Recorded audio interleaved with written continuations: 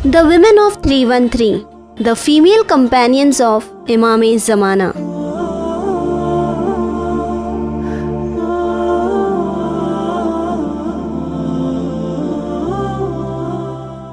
बिस्मिल्लाहिर्रहमानिर्रहीम। Dear viewers, अस्सलामुन अलैकुम। आप तमाम का इस्तकबाल है प्रोग्राम ख़वातीने 313 में। व्यूअर्स, हम अक्सर ये कहते हैं कि काश हम करबला में होते, काश हम इमाम हुसैन अलैहिस्सलाम की हलमिन की सदा पर लब्बैक कह पाते। आज मैं आपसे और आपसे पहले अपने आप से एक सवाल करना चाहूँगी, क्या हम हमारे वक्त के हुसैन के लिए तैयार हैं? हम अक्सर फर्श अज़ा पर और नमाज के बाद अलजल कहते हैं, इमाम ज़माना अज्जलल्लाहु ताला फरजहु शरीफ के ज़हूर के लिए दुआ करते हैं, लेकिन क्या हमने अपने किरदार को, अपने अखलाक को इस काबिल बनाया है कि हम इमाम की मदद कर पाएंगे? क्या हमने अपने आप को तैयार किया है? हम जब भी माशरे में जुल्म जोर को बढ़ते हुए देखते हैं तो हमारे दिल से एक सदा आती है, अलजल इमाम ज़माना, इमाम आ जाइए, हमें आपकी ज़रूरत है। लेकिन हमें ज़रूरत है सबसे पहले अपने आप को, अपने किरदार को इतना बेहतर बनाने की कि हम इमाम के 313 में अपना नाम दर्ज करा सकें। आज के हमारे एपिसोड में भी हम जिक्र करेंगे उन ख़वातीन का जिनके किरदार इतने बुलंद थे कि ये इमाम के 313 में शामिल है, और इनकी ज़िंदगी, इनके किरदार के ज़रिए हम काफ़ी कुछ सीख सकते हैं और अपने किरदार को भी बेहतर बना सकते हैं। आज हमारे साथ मौजूद है सिस्टर ज़ारा रिजवी। आइए इनका इस्तकबाल करते हैं। सिस्टर सलामुन अलैकुम। वालेकुम अस्सलाम वरहमतुल्लाहि वबरकातुहू। सिस्टर, जिस तरह हम कोशिश कर रहे हैं कि जब इमाम ज़माना अज्जलल्लाहु ताला फरजहु शरीफ का जब ज़हूर होगा, हम जानते हैं इनके 313 कंपेनियंस होंगे जी, और हर कोई ये चाहता है, ये दुआ करता है कि हम भी उन कंपेनियंस में हमारा भी शुमार हो, हम भी उस चीज़ का हिस्सा बने। बेशक। हम अपने बच्चों को ये सिखाते हैं कि अपने आप को तैयार कीजिए, इमाम की नुसरत के लिए तैयार कीजिए, इमाम के नासिरों में उनका शुमार हो, हम दुआ करते हैं। तो सबसे पहले ये जानना चाहेंगे कि जहाँ हम हर चीज़ को कुरान और हदीस की रोशनी में देखते हैं, तो इमाम ज़माना के ज़हूर से मुतालिक वो कौन सी हदीसें हैं या वो कौन सी आयतें हैं जो कुरान में मौजूद हैं? बिस्मिल्लाहिर्रहमानिर्रहीम वबिही नस्तईन वहुव खैरुन नासिरिन व मुईन। जहाँ तक इमाम वक्त के ज़हूर से मुतालिक आयात कुरानी का सवाल है, तो हमारे जितने उलमा रहे हैं, बल्कि सिर्फ शिया उलमा नहीं बल्कि अहले तसन्नुन से ताल्लुक़ रखने वाले भी उलमा ने इमाम ज़माना के सिलसिले में, उनके ज़हूर के सिलसिले में जो है आयात कुरानी का तज़किरा किया है। जी, इसमें से हम पाते हैं कि अगर हम अपने जय्यद उलमा का ज़िक्र करना चाहें तो उसमें से अल्लामा मजलिसी हैं, जिन्होंने 86 आयात इमाम के ज़हूर के मुताल्लिक़ जो है उन्होंने नक़ल की है। इसके अलावा हमें मिलता है कि सैयद सादिक़ शिराज़ी ने बहुत अरसे नहीं गुज़रे बल्कि 1978 में उन्होंने एक बुक जो है उनकी शाये हुई है, अल महदी फ़िल क़ुरआन। इसमें उन्होंने जो है अहले तसन्नुन की रिवायात और उनके अखबार जो इमाम ज़माना के सिलसिले में रसूलुल्लाह सल्लल्लाहु अलैहि वसल्लम से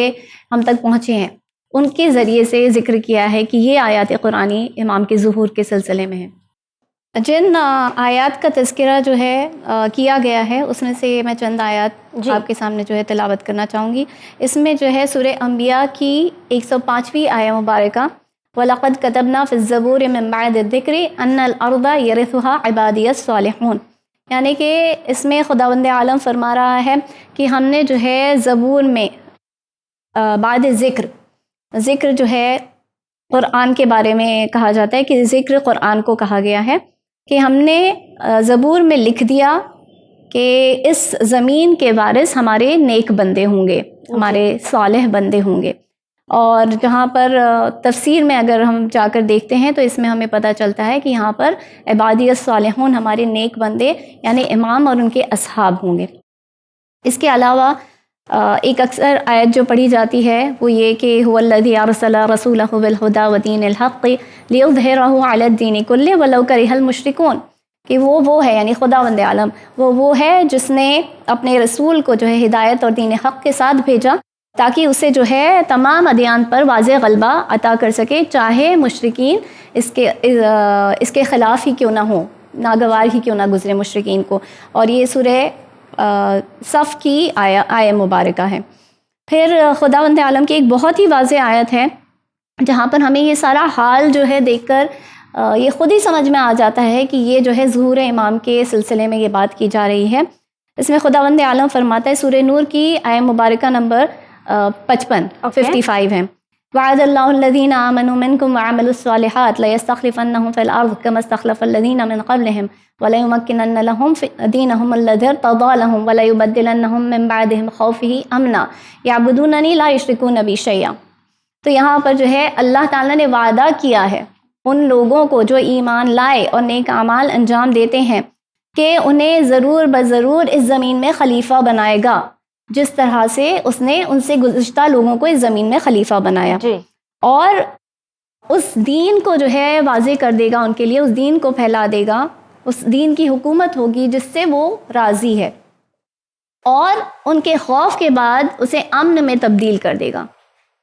اور وہ صرف اس کی عبادت کریں گے، وہ صرف میری عبادت، یعبدوننی، وہ صرف میری عبادت کریں گے اور کسی کو اس کا شریک قرار نہیں دیں گے. تو یہاں پر جو ہے بہت ایکسپلیسٹلی ہم دیکھ رہے ہیں کہ خوف کے بعد امن میں تبدیل کر دے گا اور دین کو واضح غلبہ عطا کرے گا، خلیفہ بنائے گا. تو یہ ساری جو علامتیں اس میں ذکر کی گئی ہیں وہ بالکل اس دور کا ماحول جیسے چل رہا ہے، ہم کہہ سکتے ہیں کہ اس دور کے ماحول کے بعد کی کچھ جو ہے باتیں بتائی جا رہی ہیں، یعنی امام کی طرف اشارہ کیا جا رہا ہے، امام کے ظہور کی طرف. جی. جس طرح ہم نے ذکر کیا ان قرآنک آیتوں کا جس میں امام زمانہ اجل اللہ تعالیٰ فرجہ شریف کے ظہور کے بارے میں کہا گیا ہے،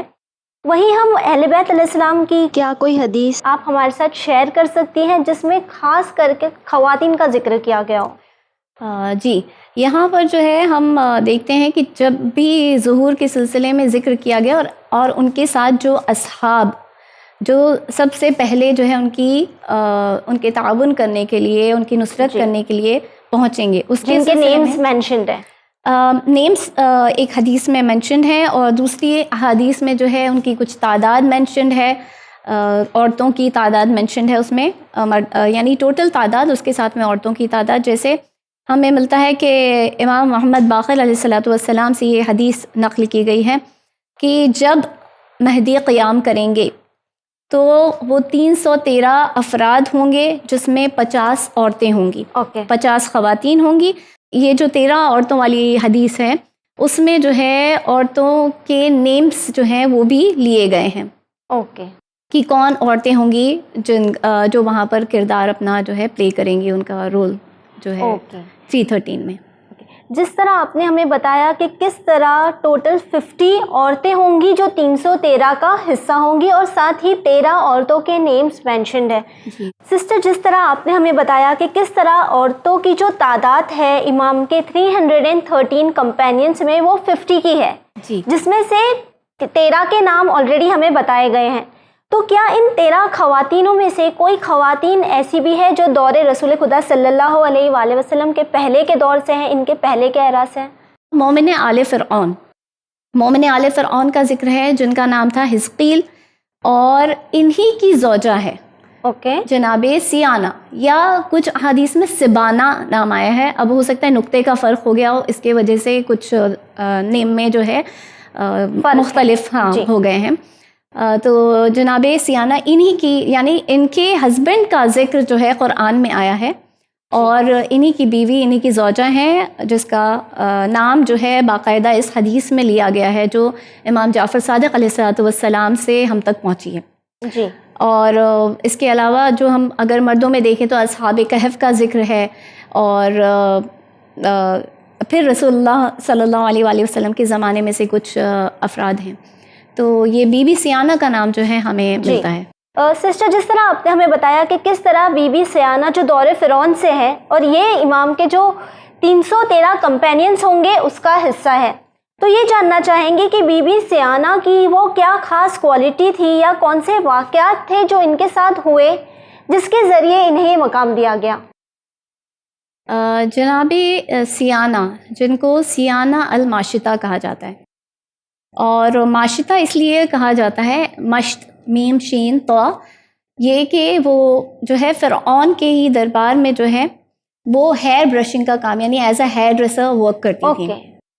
اور جیسا میں نے ابھی آپ کو بتایا کہ ان کے ہسبینڈ کا ذکر یعنی شوہر کا ذکر قرآن کریم میں سورہ قصص کی آیت نمبر 20،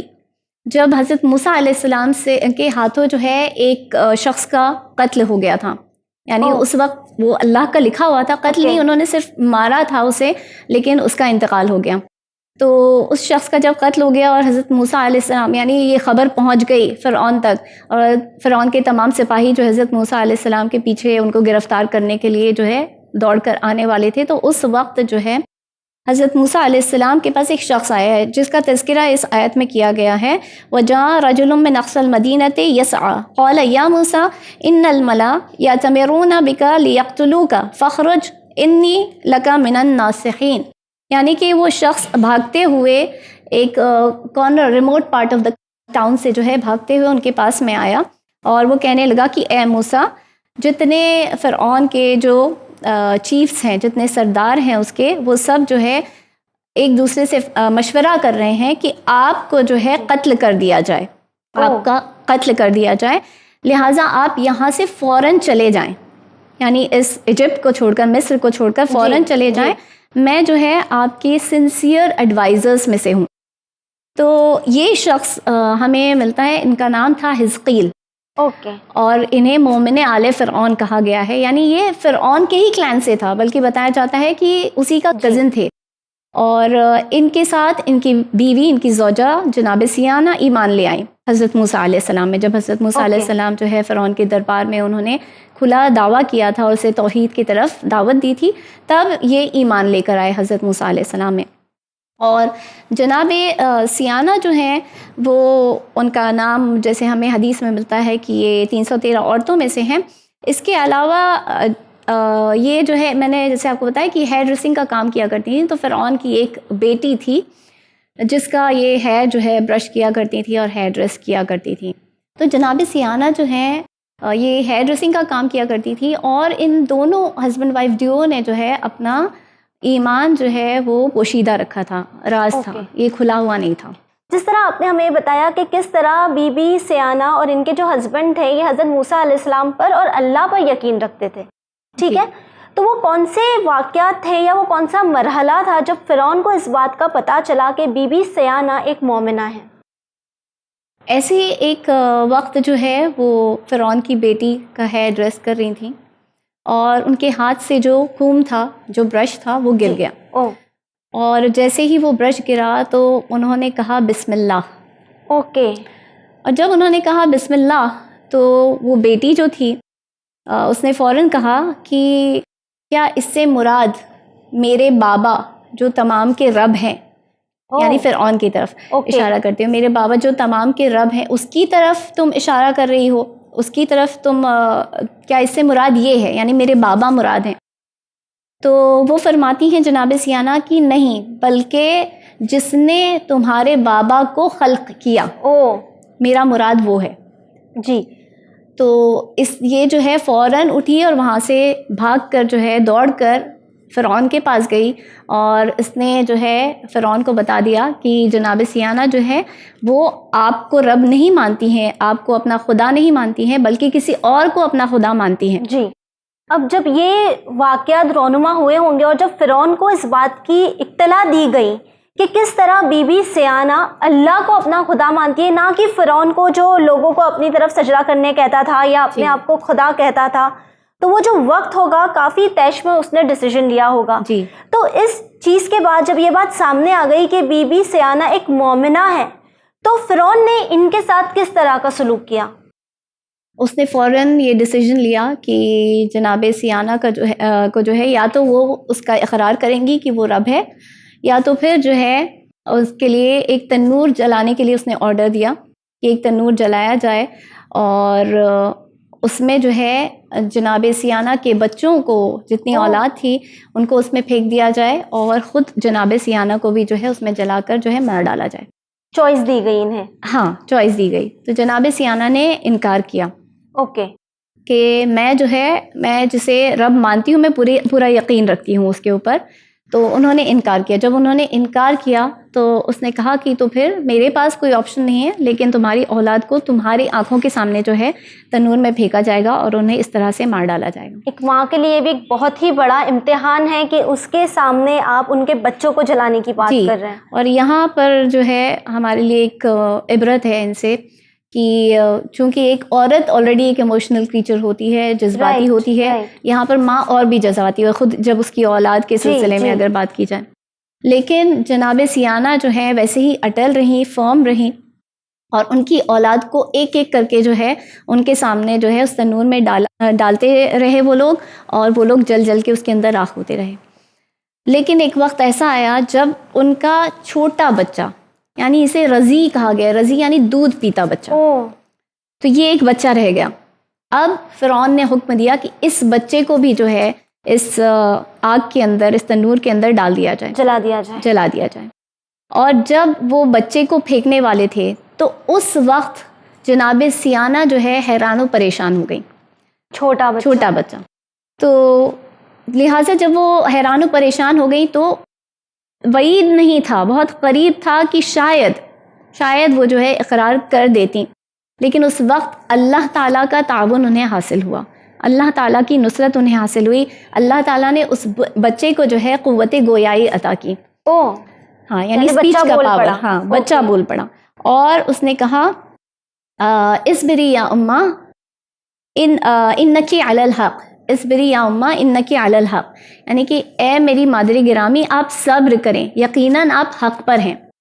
تو یہ ایک معجزہ تھا کہ ایک بچے کا بولنا. اور جب ان کی ماں نے یعنی جناب سیانہ نے یہ سنا کہ میرا بچہ بول رہا ہے تو اور بھی فرم ہو گئی اس وقت میں, اور بھی ڈسائسو ہو گئی اور ریزیلیوٹ ہو گئی اس وقت میں. اور وہ بچے کو پھر جو ہے ان کے سامنے آگ میں ڈال کے جلا دیا گیا, اور پھر جناب سیانہ کو بھی اس کے اندر تنور میں پھینک دیا گیا اور انہیں جلا دیا گیا.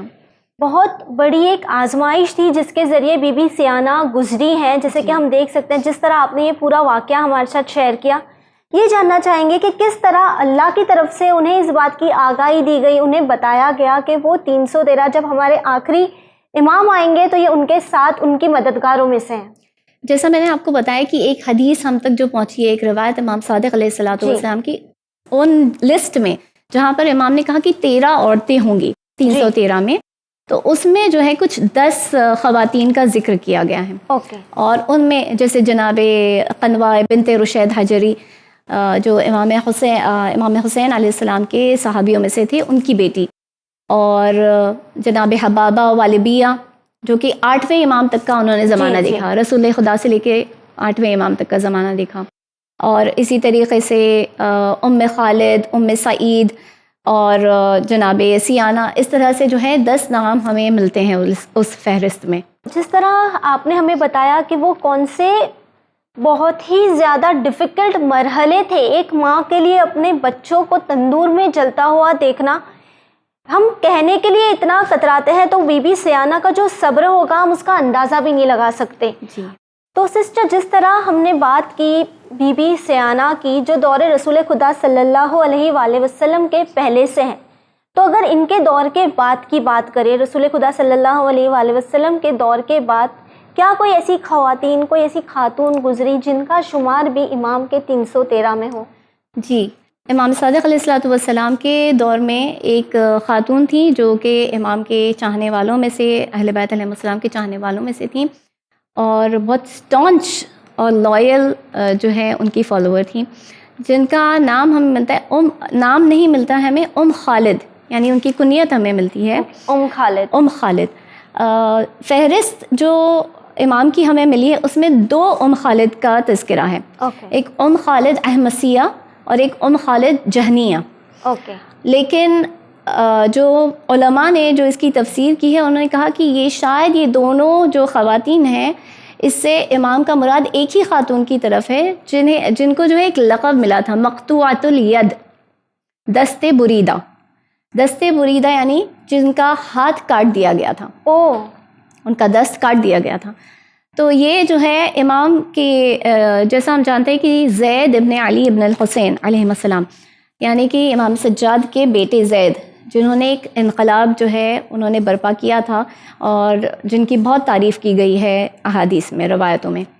تو جناب زید کو جب کوفہ میں شہید کر دیا گیا ہے، اس وقت جناب جو ان کے جتنے فالوورز تھے تو ان سب کو جو ہے اذیت پہنچائی گئی ہے. یعنی جن کے بارے میں پتہ چلا کہ یہ سب جو ہے ان کے ساتھ میں شامل تھے یا ان کے اہل بیت علیہ السلام کے ماننے والوں میں سے ہیں، تو ان کو بہت اذیت پہنچائی گئی. اور ان میں سے خالد تھیں، اور خالد کو بھی جو ہے انہیں پکڑ کر اور ان کے ہاتھ کو جو ہے کاٹ ڈالا گیا، کیونکہ وہ اہل بیت کے چاہنے والی تھی، ان کے ہاتھوں کو کاٹ دیا گیا. اور صرف یہ نہیں ہے کہ وہ صرف چاہنے والی تھی اور ان کا کوئی اور رول نہیں تھا، بلکہ ان کا جو ہے ایک بالکل ہٹ کے ایک رول ہمیں ملتا ہے جو دیگر خواتین کے رول سے. جس طرح آپ نے ہمیں بتایا کہ نہ صرف ان کے ہاتھ کاٹ دیے گئے بلکہ ان کی کچھ کوالٹیز ہے جو دیگر خواتین سے برعکس ہے، الگ ہے. تو اگر ان کوالٹیز پر نظر ڈالیں تو وہ کون سی کوالٹیز ہیں جو انہیں دوسروں سے ڈسٹنگوش کرتی ہیں؟ جی، یہ اپنے زمانے کی انٹلیکچوئل تھیں. یعنی عورتوں کے سلسلے میں ہمیں اتنا نہیں ملتا کہ بہت زیادہ پڑھی لکھی، بہت زیادہ انٹیلیجنٹ، عاقلہ، زیادہ خواتین کے بارے میں ہمیں یہ بات نہیں ملتی. یعنی اصحاب میں سے اگر دیکھیں یا جو ائمہ علیہم السلام تھے ان کی جو جتنی صحابیات تھیں ان میں سے دیکھیں تو بہت زیادہ اس کوالٹی پر جو ہے توجہ نہیں دی جاتی ہے. لیکن یہ ہمیں کیسے پتہ چلتا ہے؟ ایک روایت ہمیں ملتی ہے اپنی کتابوں میں جہاں پر ابو بصیر جو امام صادق علیہ السلام کے صحابی تھے، ایک مرتبہ ان کے حضور میں تشریف فرما تھے اور اس وقت جو ہے خالد داخل ہوئیں. جب خالد داخل ہوئیں تو بتاتے ہیں کہ امام کے چہرے پر تبسم ظاہر ہوا اور انہوں نے ابو بصیر سے فرماتے ہوئے کہا کہ اے ابو بصیر، کیا تم خالد کے بیان کو، ان کے کلام کو سننا پسند کرو گے؟ اب جب امام کہہ رہے ہیں، امام اس طرح سے کہہ رہے ہیں تو ابو بصیر نے بھی سمجھا کہ ہاں یہ کوئی آرڈنری عورت نہیں ہے، کوئی آرڈنری خاتون نہیں ہے. تو انہوں نے بھی جواب دیا کہ یبن رسول اللہ، بے شک میں پسند کروں گا. اور اس کے بعد جو ہے امام نے خالد سے جو ہے کلام کیا اور خالد جو ہے کافی طویل کلام کرتی رہیں. اور ابو بصیر کہتے ہیں کہ ان کے کلام سے میں بہت زیادہ متاثر ہوا اور میں حیرت میں انہیں جو ہے ان کے کلام کو سنتا رہا اور انہیں دیکھتا رہا.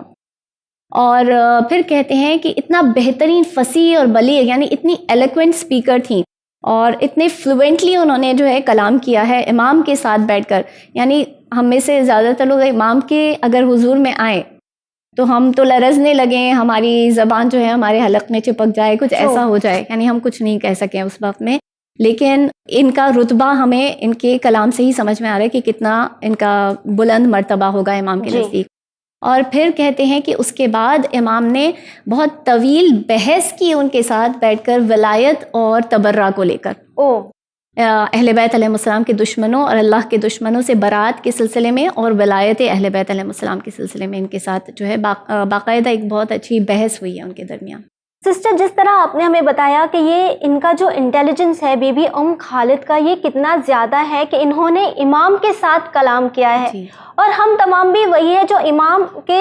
ظہور کا انتظار کر رہے ہیں. اور ہمیں ضرورت ہے کہ ہم اپنے آپ کو تیار کریں، اپنے کردار کو بہتر بنائیں. تو اگر ہم نظر ڈالیں بی بی سیانہ کی زندگی پر اور بی بی خالد کی زندگی پر، تو ان سے آج کی جو ایوریج ویمن ہے وہ کیا سیکھ سکتی ہیں؟ سب سے پہلے تو اگر ہم کوئی عقیدہ رکھتے ہیں تو اس عقیدے کو اتنی اچھی طریقے سے ہم نے جانچا ہوا ہونا چاہیے، اس کے بارے میں اتنی ریسرچ کی ہونی چاہیے کہ ہمیں یہ یقین ہو جائے کہ ہم جس عقیدے پہ ہیں وہ ہی صحیح عقیدہ ہے. جی. اور وہ عقیدہ لانے کے بعد اس طرح کا ایمان اللہ میں اور اہل بیت علیہ السلام میں ہونا چاہیے. وہ لیول آف توکل جو ان کا تھا کہ انہوں نے اپنا ہاتھ کٹا دیا، انہوں نے جو ہے تنور میں اپنے چھوٹے سے بچے کو جو ہے اپنے سامنے جلنا گوارا کیا اور خود بھی جو ہے اس میں جل کر انہوں نے ان کی جان جو ہے لے لی گئی، اس بات کو گوارا کیا. یعنی لاسٹ مومنٹ پر بھی یہاں پر ہم دیکھیں، جیسے ہم نے کربلا کی جب بات کی تھی تو ہم نے دیکھا تھا کہ جب کوفے میں حضرت مسلم ابن عقیل، جب ان کو ابن زیاد نے کیپچر کرنے کا آرڈر دیا تھا، تو ہم دیکھتے ہیں کہ کوئی بھی ان کے ساتھ نہیں رہا تھا اس وقت میں. اور اس میں عورتوں کا بھی کردار کافی سامنے آیا کہ بہت ساری عورتوں نے جو اپنے مردوں کو جانے سے منع کر دیا. یعنی کہ آپ اگر جائیں گے تو آپ بھی مارے جائیں گے، آپ کو بھی قتل کیا جائے گا، آپ کو بھی حراست میں لیا جائے گا. یعنی ایک عورت کا جذبات جو ہے اس کے آڑے آ جاتا ہے. لیکن یہاں ہم ان دونوں کو دیکھتے ہیں کہ انہوں نے جذبات سے نہیں کام لیا ہے بلکہ اپنا لیول آف ایمان اور یقین دکھایا ہے, اور تبھی تو جا کر یہ جو ہے 313 جو کہ انر سرکل ہے امام کا, جو کور ممبرز ہیں امام کے, کور ہیلپرز ہیں امام کے, اس میں ان کا نام جو ہے ہمیں مل رہا ہے. یعنی کہ اپنے مذہب کے لیے یا امام کی دفاع کرنے کے لیے ہمیں ہر وقت جو ہے تیار رہنا چاہیے, اور کبھی بھی ہمارے قدم جو ہے لرزنے نہیں چاہیے, اور ہمیں ہمیشہ جو اللہ پر جو 100% توکل رکھنا چاہیے کہ جو بھی ہوگا, یہ دنیا کی تو چھوٹی سی زندگی ہے, لیکن جو مقام ہمیں ملے گا, اور یہ ساری چیزیں جو ہے تاریخ نقل کرتی ہے. آج ہم ان خواتین کو جو ہے ان کے نام جو ہے ہم کہہ سکتے ہیں کہ سنہرے سیاہی سے لکھے ہوئے ہیں, گولڈن لنک سے لکھے ہوئے ہیں ان کے نام, and we look up to them. تو ہم بھی ایسا کچھ کر جائیں اگر امام کی راہ میں اور اللہ کی راہ میں, تو اللہ تعالیٰ خود ہمارے تذکرے کو بلند کر دیتا ہے انشاءاللہ. بالکل, یعنی ہم زائل نہیں ہوتے بلکہ اور زیادہ جو ہے ہمیں بلندی مل جاتی ہے. جی بالکل. سسٹر آپ کا بہت بہت شکریہ, آپ نے اپنا قیمتی وقت دیا اور یہ تمام انفارمیشن ہمارے ویورز کے ساتھ شیئر کی. آپ کا بھی بہت بہت شکریہ, آپ نے یہاں بلایا. ویورز آپ سے یہ کہنا چاہیں گے کہ اگر نظر ڈالے بی بی سیانہ یا بی بی خالد کی زندگی پر, ان کے کردار پر, تو یہ بات سامنے آتی ہے کہ مسئلہ چاہے کوئی بھی ہو, چاہے سچویشن کتنی بھی ڈیفیکلٹ کیوں نہ ہو, آپ کے سامنے ظالم کوئی بھی کیوں نہ ہو, لیکن اگر آپ کا یقین مضبوط ہے تو آپ کامیاب ضرور ہوں گے. اگر آج کے دور پر نظر ڈالیں تو ہمارے سامنے بھی کافی ایسے مرحلے آتے ہیں, کافی ایسی چوائسیز آتی ہے کہ ہم سوچتے ہیں ہمیں کیا کرنا چاہیے. صحیح غلط ہمارے سامنے ہوتا ہے. یہ ہمارے یقین اور ہمارا توکل اتنا اعلیٰ ہونا چاہیے کہ ہم ہمیشہ جو راہ چنیں وہ راہ صحیح کی ہو.